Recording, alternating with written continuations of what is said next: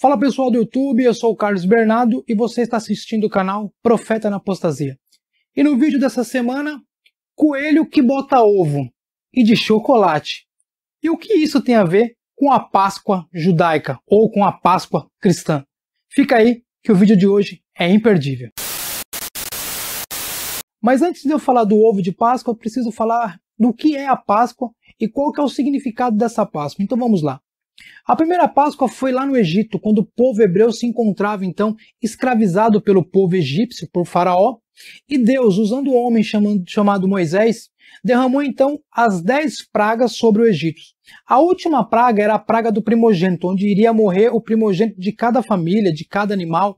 Então Deus deu uma ordem para que as pessoas, os hebreus, claro, né, eles passassem o sangue do cordeiro na porta, no batente da porta, e comessem esse cordeiro, e também acompanhado de ervas amargas e acompanhado de um pão sem fermento, tudo dentro de um simbolismo.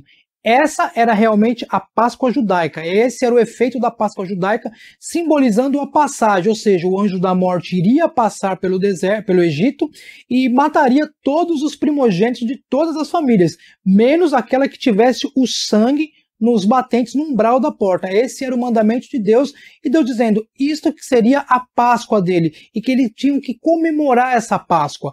Então, a verdadeira Páscoa é essa. A Páscoa judaica realmente, ela tem este significado e é uma festa religiosa dos judeus. No livro de Mateus, capítulo 26, Jesus está ali ministrando a Páscoa. Ele pede para que seus discípulos vão preparar então a Páscoa, como ele era um judeu e era um judeu que praticava, então eles tinham que fazer a festa, eles tinham que estar comendo ali a festa, comemorando a Páscoa. Então Jesus falou, vai lá e prepara tudo que vocês têm que preparar para a gente poder fazer então a Páscoa.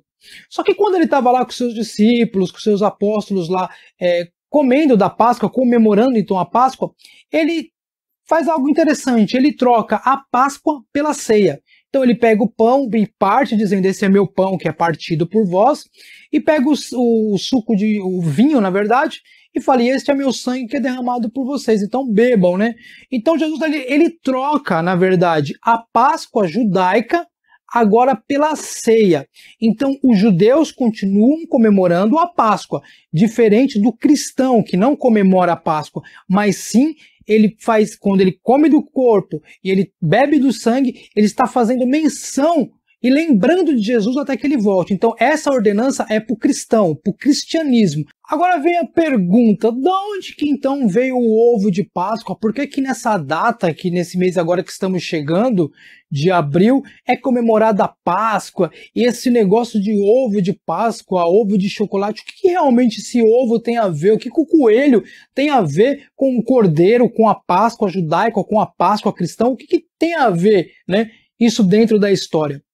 Segundo a mitologia germânica, havia uma deusa chamada Ostera, e essa deusa era conhecida como a deusa da fertilidade, porque cultuavam ela no fim do inverno e no começo da primavera, onde ressuscitava ali a vida, saindo daquele inverno tenebroso onde nada sobrevivia, onde nada tinha vida, entrando agora na primavera, onde a vida estava ressurgindo, ressuscitando a vida. Então essa deusa, ela era cultuada nesses tempos, uma deusa da fertilidade. E segundo a história, essa deusa estava andando pela neve e encontrou então ali um pássaro doente. Ela, com dó daquele pássaro, transformou aquele pássaro em uma lebre, segundo essa crendice, né, alemã, germânica. Então ela pega esse pássaro doente e transforma ele numa lebre, num coelho. O coelho, muito agradecido, agora a lebre agradecida do que tinha acontecido, resolveu então dar as suas crias para essa deusa. Só que ao invés do coelho nascer, nasce ovos, então ela entrega esses ovos coloridos. Isso é segundo uma crença germânica, uma cultura completamente pagã. Então as pessoas que cultuavam, segundo a tradição, eles entregavam os ovos, simbolizando a fertilidade, a cura da terra e toda mais aquele negócio da vida ressurgindo, as coisas fluindo. Então eles começavam a entregar ovos no sentido de cultuar essa entidade pagã. Então vamos entregar os ovos coloridos e vamos cultuar a essa deusa, a deusa da primavera, a deusa da fertilidade. Ok, então agora você me ensinou sobre a deusa pagã, me ensinou sobre a Páscoa judaica, mas o que o cristianismo tem a ver com isso? O que os cristãos têm a ver com esses ovos de Páscoa e de chocolate, coelho, que fica meio complicada essa história de entender. Para entender melhor essa história, a gente vai falar de Constantino. Então, Constantino ele se tornou imperador no século III, lá pelo anos 319, 325, depois de Cristo, ele se transformou no imperador de Roma, que era a potência mundial da época. E o que aconteceu? Agora que a religião do império era o cristianismo, ele tinha que acabar com aquele histórico de deuses pagãos que tinha em Roma, que tinha na Itália, na Europa, porque era isso que ele cultuava, que ele e outros cultuavam, outros deuses. Então o que ele fez? Ele resolveu pegar os cultos a outros deuses e cristianizar esses cultos. Constantino conseguiu então acabar realmente com os cultos pagãos, porém colocando, lógico, as imagens lá de fora dos deuses pagãos para dentro da igreja. Então só trocaram os nomes, de Apolo para Paulo, de Rainha dos Céus para Maria. Então você vê a confusão que Constantino criou na intenção de arrecadar mais fiel para a igreja, para unir o reino dele que já vinha sendo despedaçado, o Império Romano vinha sendo quebrado. Constantino então conseguiu realmente acabar com o culto pagão, mas não conseguiu tirar o paganismo de dentro das pessoas, a cultura continuou a mesma coisa.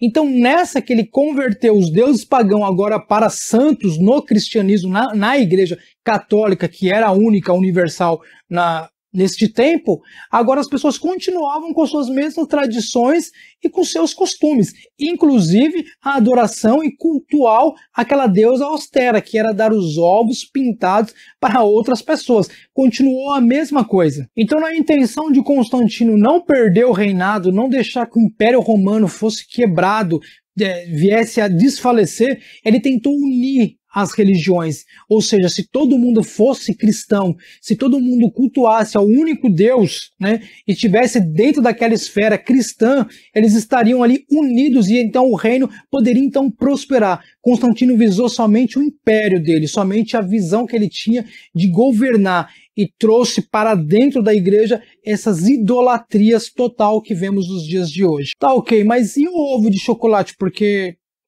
na época de Constantino não se consumia chocolate, não se consumia ovo de Páscoa, né?